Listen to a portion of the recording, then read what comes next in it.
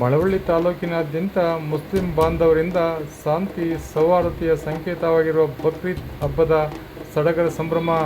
ಮಳವಳ್ಳಿ ತಾಲೂಕಿನಾದ್ಯಂತ ಶಾಂತಿ ಸೌಹಾರ್ದತೆಯ ಸಂಕೇತವಾಗಿರುವ ಬಕ್ರೀದ್ ಹಬ್ಬವನ್ನು ಮುಸ್ಲಿಂ ಬಾಂಧವರು ಸಡಗರ ಸಂಭ್ರಮದಿಂದ ಮಸೀದಿಗೆ ತೆರಳಿ ಪ್ರಾರ್ಥನೆ ಸಲ್ಲಿಸುವ ಮೂಲಕ ಗುರುವಾರ ಆಚರಿಸಿದರು.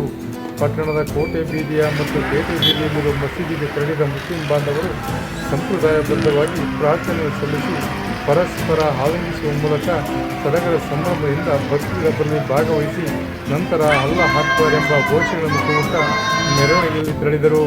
ಅದೇ ರೀತಿಯಲ್ಲಿ ಅಲ್ಗೂರಿನಲ್ಲೂ ಸಹ ಬಕ್ರೀದ್ ಹಬ್ಬವನ್ನು ಮುಸ್ಲಿಂ ಬಾಂಧವರು ಸಡಗರ ಸಂಭ್ರಮದಿಂದ ಆಚರಿಸಿದರು.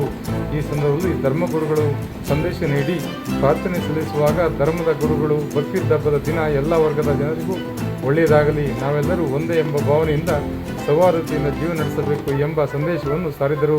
ಮತ್ತು ಬಕ್ರೀದ್ ಹಬ್ಬದ ದಿನ ಮಾಡುವ ದಾನ ಧರ್ಮದ ಬಗ್ಗೆ ತಿಳಿಸಿ ಇದರಿಂದ ಎಲ್ಲರಿಗೂ ಶುಭವಾಗಲಿದೆ ಎಂದ ಅವರು, ಬಕ್ರೀದ್ ಅಥವಾ ಈದ್ ಇಲ್ ಅದ್ಹಾ ಇದೊಂದು ತ್ಯಾಗದ ಪ್ರತೀಕವಾದ ಹಬ್ಬ ಮತ್ತು ಪ್ರಾರ್ಥನೆ, ದಾನ ಧರ್ಮ ಮತ್ತು ಕೌಟುಂಬಿಕ ಮಿಲನದ ಸಂಕೇತವಾಗಿದೆ ಎಂದರು.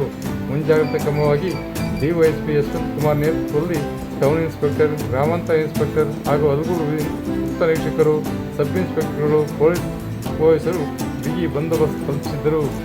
ವಿಶೇಷ ವರದಿ ಎಚ್.ಎನ್. ಪ್ರಸಾದ್, ಅಲ್ಗೂರು.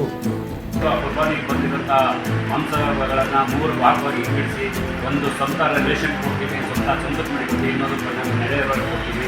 ಈ ಥರ ಆಚರಣೆ ಮಾಡ್ಕೊಂಡು ಬಂದಿದ್ದೀವಿ. ಎಲ್ಲರೂ 2 ಮಸೀದಿಯವರು ಕುಬಾ ಮತ್ತು ಮದೀನಾ ಮಸೀದಿ ಸೇರಿ ಮಾಡ್ತಾ ಇದ್ವಿ. ಎಲ್ರಿಗೂ ಆಮೇಲೆ ನಮ್ಮ ಈ ಮುಸಲ್ಮಾನ ವತಿಯಿಂದ ಹಿಂದೂ ಮತ್ತು ಮುಸ್ಲಿಂ ಜನಾಂಗಕ್ಕೆಲ್ಲರೂ ಒಕ್ಕೂಟಾಗಿ ಅನ್ಯವಾಗಿ ಬರಾರು ಮಾಡಲು ಅವಕಾಶ ಮಾಡಿಕೊಳ್ಳಲು ಪ್ರಾರ್ಥನೆ ಮಾಡ್ತೀವಿ.